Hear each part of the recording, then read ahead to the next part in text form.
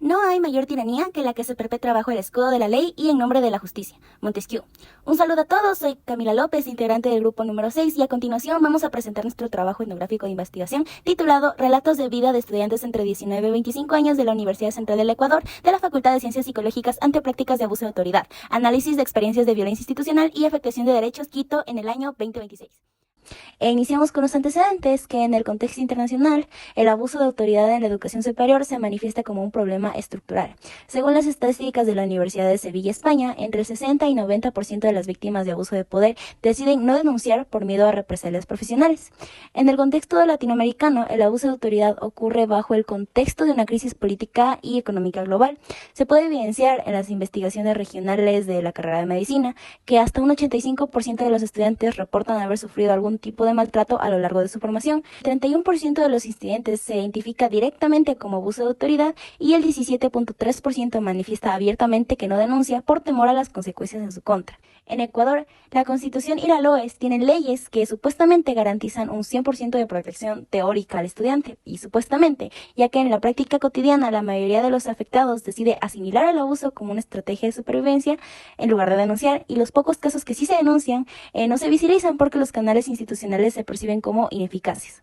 Seguimos con los cambios culturales. Primeramente tenemos que el maltrato ya no se ve como algo normal en las instituciones, aunque la práctica persiste con el maltrato simbólico camuflado bajo la justificación de la exigencia académica.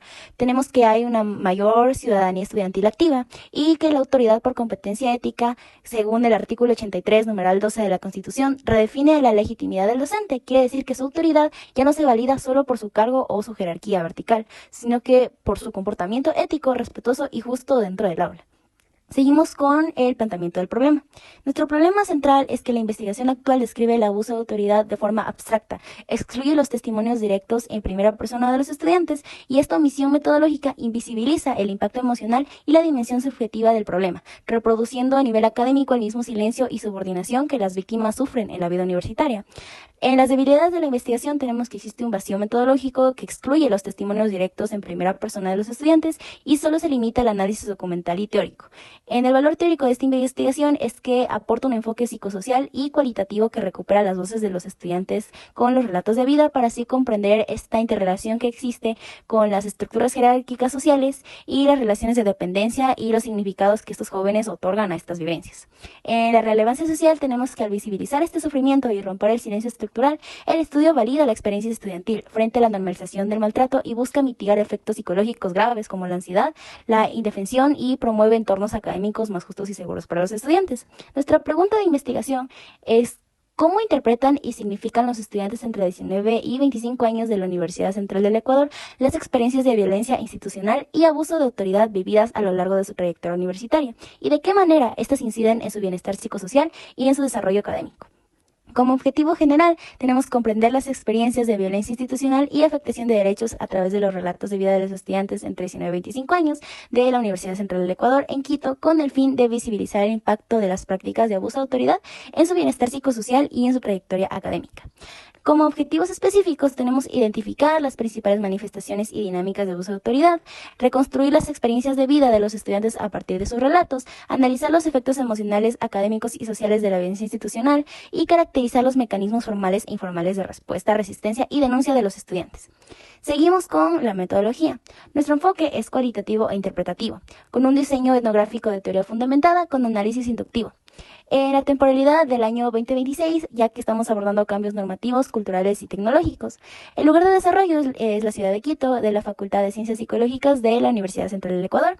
Nuestra población y muestra, como ya se explicó antes, son los estudiantes de 19 a 25 años de la Universidad Central del Ecuador que hayan vivido, observado o identificado situaciones de abuso de autoridad de forma directa o indirecta. Nuestra muestra son estudiantes de pregrado con matrícula activa o reciente de la Facultad de Ciencias Psicológicas. En nuestros criterios de inclusión tuvimos en cuenta que tienen que ser estudiantes de niveles intermedios o avanzados que posean disposición voluntaria y que reflejen diversidad de respuesta frente al fenómeno, tanto quienes denunciaron como quienes optaron por el silencio. Y el criterio es abierto e inclusivo en aspectos socioeconómicos, étnicos y de diversidad sexogenérica. Nuestras herramientas de construcción de datos fueron la guía de entrevista semiestructurada, una grabadora de audio digital o aplicación de registro de voz, un diario de campo reflexivo del investigador, y como herramientas de análisis tenemos el análisis temático, Microsoft Word, Google Docs, Microsoft Excel, Google Sheets para las matrices. Siguiendo con el marco teórico, tenemos nuestro posicionamiento teórico, que viene siendo el constructivista y la teoría crítica. Seguimos con las teorías generales, que tenemos la teoría del poder de Foucault, que según Foucault, 2002, el poder no solo actúa desde afuera, sino que también influye en nuestros cuerpos y mentes, utilizando técnicas de vigilancia, clasificación y corrección para producir personas que controlen su propio comportamiento según normas establecidas. También utilizamos la teoría de dominación de Weber, que es una relación estable donde el poder logra obediencia continua gracias a la legitimidad, es decir, que la creencia colectiva de que las normas y las jerarquías institucionales son justas. Además, según este autor, el poder no es solo algo que tienen algunas personas o instituciones, sino que es la capacidad de hacer que otros hagan lo que uno quiere, incluso si no quieren. Y por último tenemos la teoría del poder simbólico de Bourdieu, que nos habla de la violencia simbólica como una dominación sutil e invisible que los estudiantes aceptan e interiorizan de forma inconsciente a través del hábitus, naturalizando las jerarquías y la autoridad universitaria. Esta violencia no se ejerce con golpes o fuerza física, sino que es una forma de dominación que opera a través de cómo nosotros percibimos y valoramos las cosas. Siguiendo con las teorías sustantivas, tenemos la violencia institucional, la cultura institucional universitaria, la participación estudiantil y gobernanza universitaria como un mecanismo democrático de cogestión transparente para equilibrar el poder institucional, y el silencio organizacional y miedo institucional como respuesta colectiva de adaptación y supervivencia de los estudiantes. Al analizar el espacio físico de la Facultad de Ciencias Psicológicas, queda claro que la infraestructura no es un escenario pasivo. Si lo miramos desde la teoría de Foucault en 1976, el espacio es la materialización misma del poder y de las tácticas disciplinarias que condicionan cuerpos y tránsitos dentro de la universidad. Los dispositivos de regulación arquitectónica marcan de forma muy rígida quién tiene más poder en la universidad. El ingreso controlado, las oficinas de las autoridades protegidas por barreras físicas, las puertas y las ventanillas cerradas en secretaría imponen una distancia social gigante.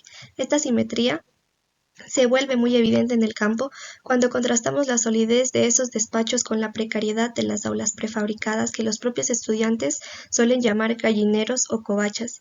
Como plantea Paulo Freire en 1971, esta distribución de los espacios desvaloriza activamente la condición del estudiante.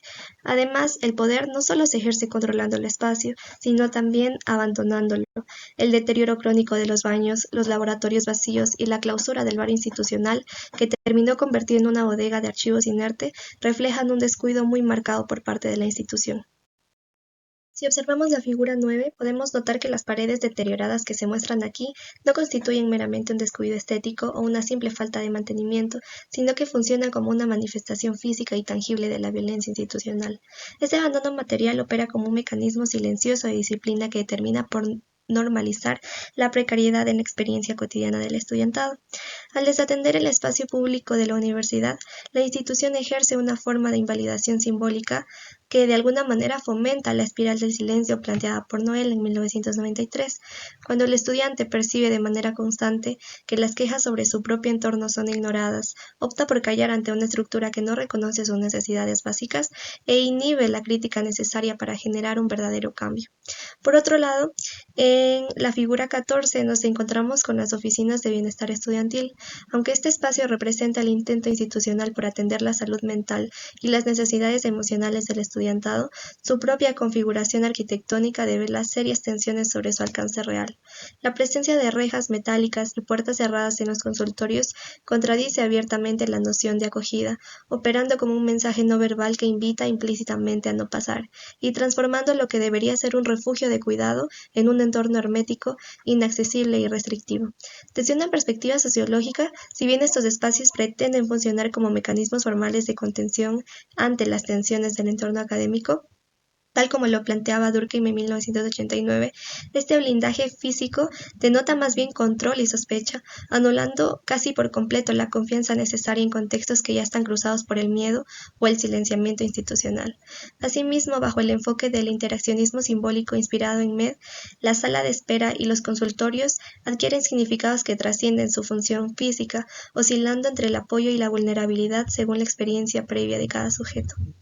Al materializar el aislamiento mediante umbrales bloqueados, el símbolo de la reja deja de significar privacidad y pasa a profundizar el desamparo del estudiantado en crisis, quien se topa con un muro invisible en su momento de mayor vulnerabilidad.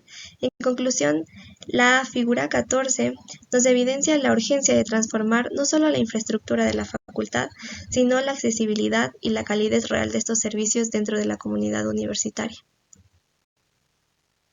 Ciencia estudiantil. El poder no es monolítico ni absoluto. Como postuló Michael Foucault en 1976, donde existe ejercicio del poder, emergen de manera indisoluble focos de resistencia. El trabajo de campo demuestra que los estudiantes no son recipientes pasivos del abuso, sino actores reflexivos que despliegan tácticas de contrapoder. Ante el cierre de canales oficiales y muchas veces falta de cogobierno, se consolida la organización informal y las redes de apoyo mutuo. Acciones cotidianas funcionan como un escudo protector frente al autoritarismo. Cuando el entorno físico bloquea, la resistencia migra a plataformas digitales. Bajo la propuesta de Sara Almed 2022 de la queja como método, el ciberactivismo y la denuncia pública rompen el monopolio informativo de las autoridades, eluden la censura interna y trasladan la fiscalización al escrutinio público. Estas dinámicas convergen en una disputa profunda por una legitimidad, concepto clave de la sociología de Max Weber, analizado por Salvat en el 2014. El estudiantado está resignificando la autoridad académica, desplaza la dominación burocrática tradicional, basada puramente en el cargo jerárquico, hacia una noción anclada en la competencia ética, la transparencia y el trato digno. El objetivo final no es destruir la academia, sino hacerla más democrática, transformando la violencia sistémica para recuperar la universidad pública como un espacio de debate abierto y respeto irrestricto a los derechos. A continuación conoceremos un poco más sobre la población que participó en esta investigación. La población estuvo conformada por estudiantes de la Facultad de Ciencias Psicológicas de la Universidad Central del Ecuador, con edades comprendidas entre los 19 y los 25 años. Todos los participantes compartían experiencias relacionadas con las prácticas de abuso de autoridad, de situaciones percibidas como arbitrarias y posibles vulneraciones de derechos dentro del contexto universitario. Además, pertenecen a distintos niveles de formación académica, lo que permitió conocer diferentes perspectivas sobre las relaciones de poder presentes en la institución. Bueno, ahora presentaremos el análisis de los sujetos muestrales. Bueno, tenemos como primer sujeto muestral al entrevistado JL, un estudiante de 23 años de la carrera de Psicología Clínica. Ella nació en Italia en un contexto de migración materna y actualmente forma parte de una familia ensamblada. Durante la entrevista manifestó que se considera una persona sensible frente a las injusticias, característica que relaciona con los valores pues transmitidos por su madre y con la actitud crítica de su padrastro, a quien reconoce ella como su figura paterna. También señala pues que los procesos de migración y los cambios dentro de su familia pues han fortalecido la comunicación y la sinceridad entre sus integrantes. En este caso podemos observar cómo su historia de vida pues, ha contribuido a desarrollar una postura crítica frente a las relaciones de poder y a las situaciones que considera injustas. Bueno, como segundo sujeto muestral tenemos al entrevistado MA, que es una persona de 22 años, estudiante de psicología, con itinerario en psicología jurídica y forense. Este proviene pues de la ciudad de Ambato y actualmente dice que mantiene una relación de pareja estable. Dentro de su relato, pues identifica el divorcio de sus padres como uno de los acontecimientos más significativos de su vida, pues ya que esta situación lo llevó a asumir mayores responsabilidades desde una edad temprana y a brindar apoyo constante a su madre. Asimismo menciona pues que dentro de su familia existen antecedentes de separaciones y también de conflictos que influyeron en su proceso pues de maduración. Todo ello pues ha contribuido a la construcción de su identidad y a la manera pues en el que él interpreta las relaciones de autoridad y los vínculos familiares. Y finalmente, pues tenemos al tercer sujeto muestral, que es al entrevistado YA, una persona pues de 22 años que pertenece a la carrera de psicología. Su historia familiar está marcada pues por procesos de migración interna y por una familia trabajadora pues que ha mantenido fuertes vínculos afectivos a lo largo del tiempo. Durante la entrevista, pues este nos señala que acontecimientos como la salida de sus hermanos por motivos de estudio y el matrimonio de otro hermano generaron pues cambios importantes en la dinámica familiar. Además reconoce pues que las generaciones anteriores se caracterizaban por una organización basada en jerarquías tradicionales, aspectos pues que ha influido en sí en la forma que comprende las figuras de autoridad, tanto dentro de la familia como en el contexto universitario. Una vez analizados los sujetos muestrales que se realizaron en la entrevista a profundidad, pues con el propósito de comprender las experiencias y los significados que los participantes pues atribuyen al abuso de autoridad dentro de la Universidad Central del Ecuador. Esta técnica pues permitió conocer desde sus propios relatos cómo perciben las relaciones de poder, las prácticas de violencia y las afectaciones pues de derechos que han experimentado tanto institucionalmente. Bueno, una vez obtenidos los relatos de los participantes, se elaboró ahora el árbol de discursos, el cual permitió organizar las principales categorías que emergieron durante el análisis de las entrevistas. En primer lugar, pues encontramos las estructuras de poder institucional, donde nuestros participantes describen que dentro de la universidad existen jerarquías marcadas entre autoridades docentes y estudiantes. Además, manifiesta pues que la burocracia puede convertirse en un mecanismo que limita la participación estudiantil y concentra la toma de decisiones. Como segunda categoría, pues se encuentran las manifestaciones del abuso de autoridad, donde se identifica principalmente el uso de poder disciplinario como una forma de ejercer control sobre ellos, generando así pues relaciones de desigualdades dentro del contexto universitario. También se identificó la violencia institucional naturalizada, en la que los participantes pues expresan que ciertas prácticas de maltrato llegan a considerarse normales, y esto se suma también a la invisibilización de las necesidades estudiantiles y a la percepción de que muchas denuncias no reciben una respuesta adecuada por parte de la institución. En cuanto a las consecuencias subjetivas, pues los relatos evidencian sentimientos de miedo a posibles represalias, desconfianza hacia la institución y afectaciones pues emocionales que generan una sensación de indefensión en los estudiantes. Bueno, frente a estas experiencias también surgieron diferentes estrategias de resistencia, como la organización estudiantil, las redes de apoyo entre compañeros, las protestas colectivas, bueno, y en algunos casos también las denuncias formales. Y finalmente, pues tenemos la última, que corresponde a la construcción de significados sobre el poder, donde los participantes reflexionan sobre la necesidad de ejercer una autoridad basada en el servicio y no en la dominación, además de reconocer pues a la universidad como un espacio que requiere procesos de transformación institucional. Ahora vamos a hablar de los hallazgos, conclusiones, discusión y recomendaciones. Al adentrarnos en los hallazgos de la investigación, Ahora pasamos a hablar acerca de las dimensiones encontradas. Como primera de ellas tenemos sobre las estructuras del poder dentro de la institución. Aquí hablamos de cómo está organizado el poder dentro de la facultad. Como primera parte hablamos sobre las jerarquías universitarias y la simetría del poder. Aquí hay que entender que la facultad funciona como una pirámide. Los que están en la parte de arriba son los que mandan y los estudiantes estamos en la parte de abajo. Aquí las decisiones tomadas principalmente por los que se encuentran en los puestos superiores son tomadas sin preguntarse nada. Como nos comentó un entrevistado, las relaciones son totalmente verticales, o sea, todo va de arriba para abajo. Ya no hay un espacio para conversar, la gente obedece, pero ya no es porque respete a la autoridad, sino porque le tienen miedo a lo que pueda pasar si reclama. Como segundo punto, tenemos la burocracia como mecanismo de control. Aquí estos son todos los trámites y los papeleos que los estudiantes realizan, que en lugar de servir para ayudar, la burocracia se usa para cansar a estos mismos. Pasan, como nos comentó lo que es un entrevistado, pasan tus papeles de una oficina a otra, nadie te responde y al final uno se cansa de insistir y el problema simplemente desaparece. Esto en sí se entiende como si te pusieran un laberinto para que te rindas a propósito. Ahora, como segunda dimensión, tenemos lo que es las manifestaciones de abuso de autoridad. Aquí pasamos a ver cómo se nota el abuso en la vida diaria, principalmente sobre el control a través del miedo o el poder disciplinario. ¿Y cómo funciona todo esto? Pues las autoridades usan intimidación para que los estudiantes se porten bien y no cuestionen, como nos comentó lo que es un ejemplo de nuestros entrevistados sobre cómo una compañera que era representante de los estudiantes fue citada con una excusa, pero cuando llegó estaban todas las autoridades institucionales de la facultad rodeándola únicamente para presionar. Esto más bien no era una reunión, más bien era una advertencia. También pasa que echan a profesores queridos solo porque no están de acuerdo con los directivos y ponen a otros profesores que son amigos de las mismas autoridades aunque no sean los más preparados. Y los estudiantes viven con el miedo de que si participan en protestas, reclaman, los maestros les van a bajar las calificaciones o les van a hacer perder el semestre. Tercera dimensión tenemos sobre la violencia institucional naturalizada o cómo ésta se vuelve normal como tal.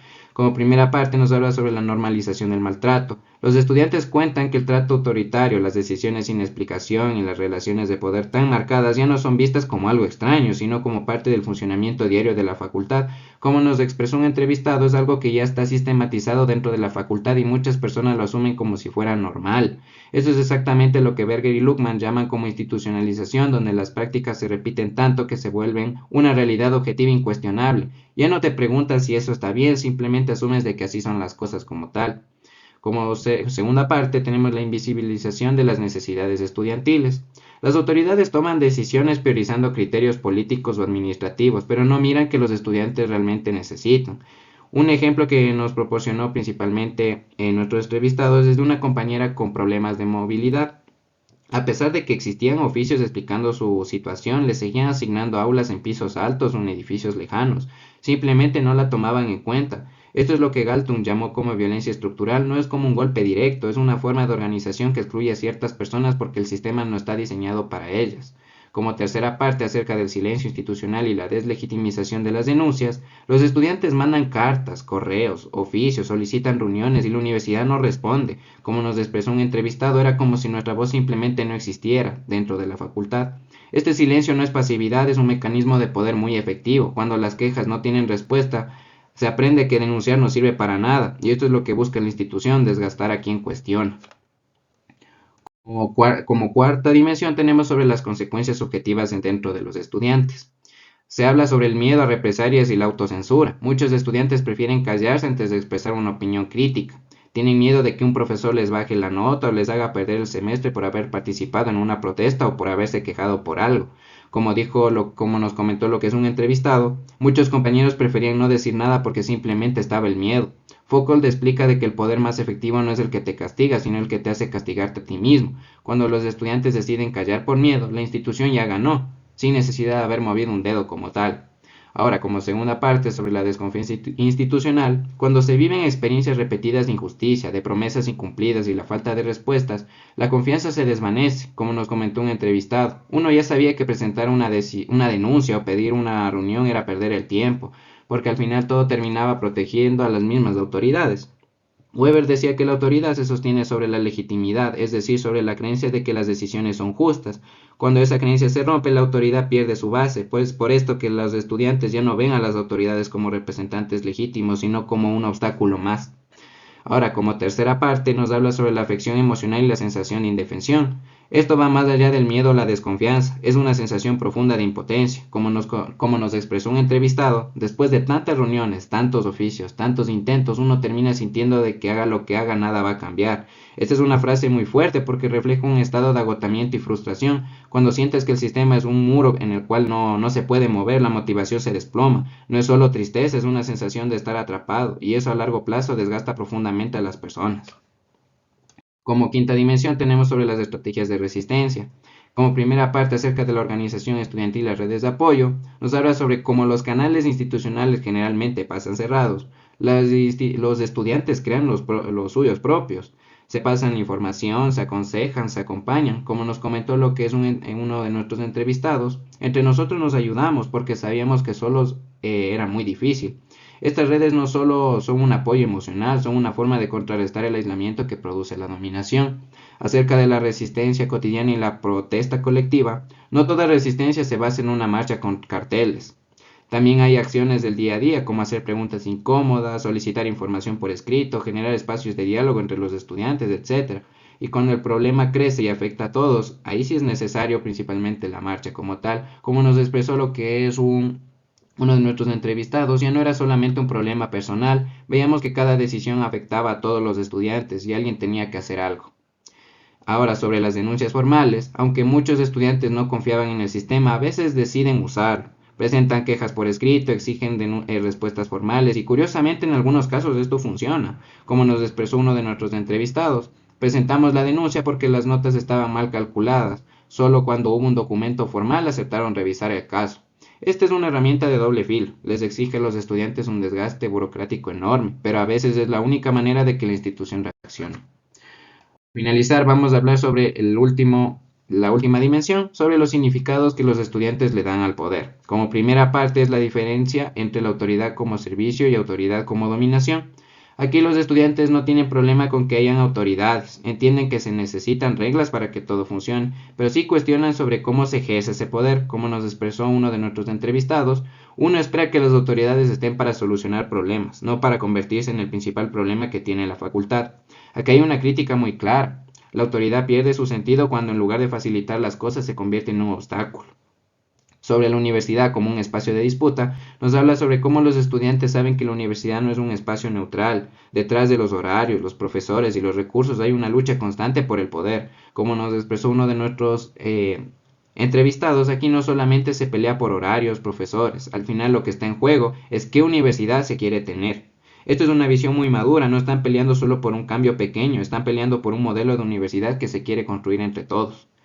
Y para finalizar, se habla sobre la necesidad de transformación institucional. A pesar de que todas las experiencias de abuso, los estudiantes no quieren abandonar la universidad, más bien al contrario, quieren recuperarla. Creen que el cambio es posible. Como nos comentó uno de nuestros entrevistados, las cosas sí pueden cambiar, pero hace falta que las autoridades entiendan que la universidad también nos pertenece a los estudiantes.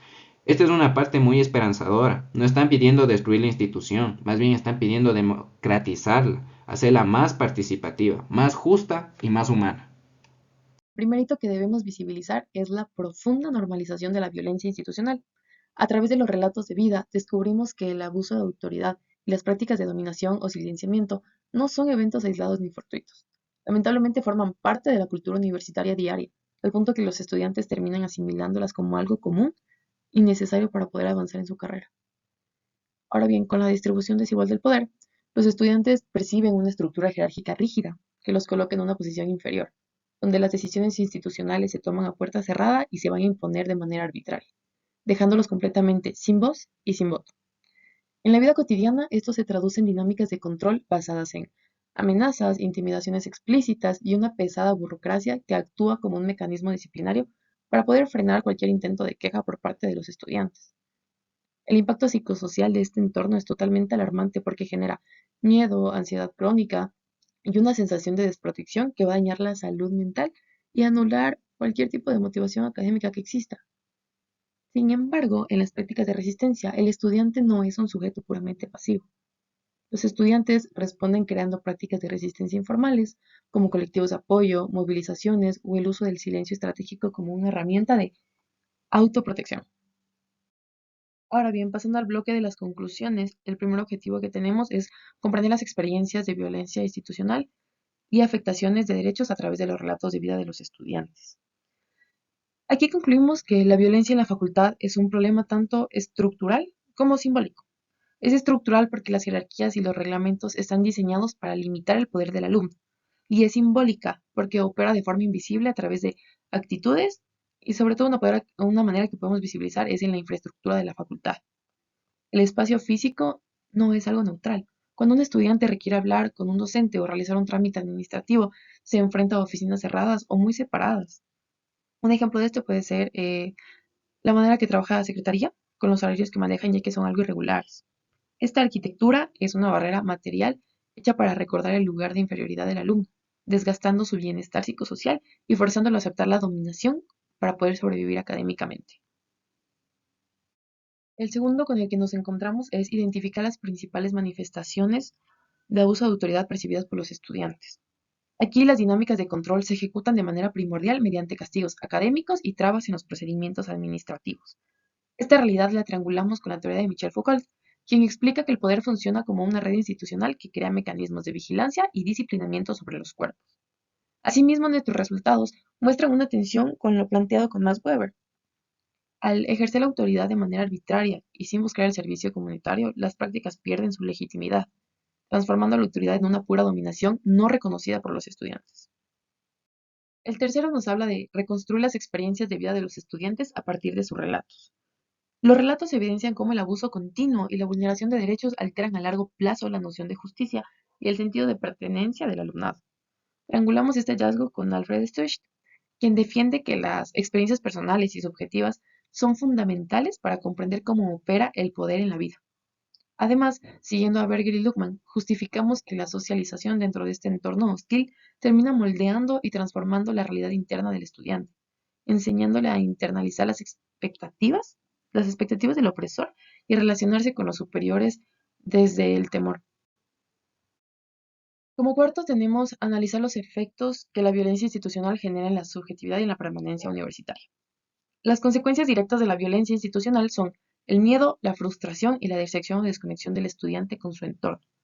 Para evitar represalias en sus notas y proteger su pertenencia, los alumnos eligen la autocensura, relacionándolo con la teoría del poder simbólico de Pierre Bourdieu, la cual nos va a permitir explicar cómo las prácticas de control se vuelven tan comunes y cotidianas que el propio dominado termina colaborando con su silenciamiento, asumiendo que participar o defender sus derechos puede llegar a ser una acción peligrosa. Para finalizar, tenemos el objetivo de caracterizar los mecanismos formales e informales de respuesta que emplean los estudiantes para enfrentar situaciones de abuso de poder. Aquí Los estudiantes no son entes pasivos, como ya lo mencioné, sino que generan respuestas colectivas e individuales, constantes como una forma de negociar el poder. Esto coincide perfectamente con Michel Foucault al demostrar que cualquier relación de poder va a generar de manera totalmente natural una oposición o resistencia. Sin embargo, descubrimos que los estudiantes rechazan firmemente los canales formales de denuncia por esta desconfianza institucional y miedo. Por ello, concluimos que una verdadera democratización universitaria va a requerir una distribución real del poder de decisión, y no la simple creación de mecanismos oficiales de consulta que simulan escuchar al estudiante. Ahora bien, en el apartado de discusión analizamos el trasfondo de estos resultados. Un punto importante es que el maltrato hacia el estudiante se suele camuflar y justificar bajo la etiqueta de la exigencia académica, amparados en el discurso de que la carrera es difícil. Ahí se llegan a normalizar tantas desigualdades. Si acudimos a George Mead, entendemos que la interacción diaria y la repetición de estos discursos construyen un significado compartido donde la agresión se va a aceptar como parte normal y válida del proceso educativo. Al analizar las razones por las cuales impera el silencio a pesar de la existencia de normativas de protección, encontramos un divorcio absoluto entre la ley escrita y la existencia real en los pasillos. Los estudiantes optan por callar debido al miedo paralizante de las represalias que, como señala García, actúan como una emoción política encargada de perpetuar las relaciones de poder. Cuando las reglas institucionales no se aplican con justicia, se genera lo que Durkheim llamaba un desorden normativo o anomia. Bajo este estado, el estudiante pierde por completo la confianza de la institución, experimenta un profundo aislamiento y asume que el sistema no le brindará ningún tipo de amparo. Incluso, los edificios, siguiendo nuevamente a Bourdieu, demuestran que el espacio material refuerza las jerarquías y hace que el alumno acepte la desigualdad como algo natural. Esto nos revela la gran paradoja de la educación superior. La universidad se posiciona como un faro de pensamiento crítico y la defensa de derechos hacia el exterior, pero hacia el interior reproduce una dinámica de dominación, sumisión y silencio hacia parte del alumnado. Ahora pasamos al apartado de recomendaciones. Frente a este escenario decidimos plantear cuatro. Primero es diseñar e implementar políticas preventivas y participativas que garanticen la creación de espacios de diálogo horizontales y seguros, donde los estudiantes puedan manifestar sus inquietudes y propuestas con absoluta libertad y sobre todo libres de cualquier tipo de sanción académica. Segundo, tenemos a fortalecer los mecanismos institucionales de denuncia, asegurando que sean canales efectivos, transparentes y confidenciales, y que estén acompañados de manera obligatoria por equipos interdisciplinarios capacitados tal vez en atención psicosocial y derechos humanos, para evitar la revictimización y proteger a testigos y a denunciantes. Tercero, tenemos implementar programas de formación continua y sensibilización dirigidos a docentes y autoridades, enfocados en la ética, la democratización del aula y los derechos humanos. Este tiene como objetivo de construir y desnormalizar las prácticas autoritarias que están actualmente disfrazadas como exigencia académica. Y para finalizar, planteamos actualizar las normativas internas de la facultad, asegurando procesos claros de rendición de cuentas y reparación integral de las víctimas, impulsando al mismo tiempo investigaciones cualitativas continuas que mantengan la experiencia subjetiva y la voz del estudiante como el eje central para el diseño de las políticas universitarias. Muchas gracias. Para finalizar, queremos reflexionar sobre lo que este proyecto y, de manera muy especial, la Cátedra de Antropología Social ha dejado en nosotros. Esta materia superó por completo lo que esperábamos, nos abrió los ojos y nos dio una visión totalmente nueva de la realidad. Antes de entrar a esta cátedra, nosotros teníamos muy normalizados muchísimos constructos, estructuras y actitudes de la sociedad y de las propias autoridades universitarias, cosas que simplemente asumíamos como el orden natural de las cosas. La antropología nos enseñó a cuestionarnos, a entender que el hecho de que todo el mundo haga algo no significa que ese algo esté bien. Nos quitó una venda de los ojos sobre las injusticias camufladas de normalidad. De hecho, recordamos mucho una clase donde nos preguntaron el por qué creíamos que aquí no hay transporte público hasta la medianoche. Nuestra primera respuesta, basada en el sentido común, fue por la delincuencia. Y la respuesta de la cátedra nos voló la cabeza por completo. Y esta fue: ese es el discurso que lo venden las autoridades de nuestro país, pero en otros países el transporte funciona hasta muy tarde. Aquí se restringe también como una herramienta de control para evitar, por ejemplo, que los trabajadores o los estudiantes se organicen en las noches. Ese pequeño ejemplo resume lo que aprendimos: a mirar los conflictos internos de nuestra universidad con otros ojos, a abrir la mente, a no tragarnos los discursos oficiales y a tener la prontitud para investigar e informarnos de lo que pasa en los pasillos. Esta cátedra nos transformó. Entramos siendo estudiantes que obedecían y terminamos convirtiéndonos en investigadores críticos, listos para ejercer nuestra profesión con ética, empatía y con la mente bien abierta ante cualquier injusticia. Muchas gracias, y muchas gracias por su atención.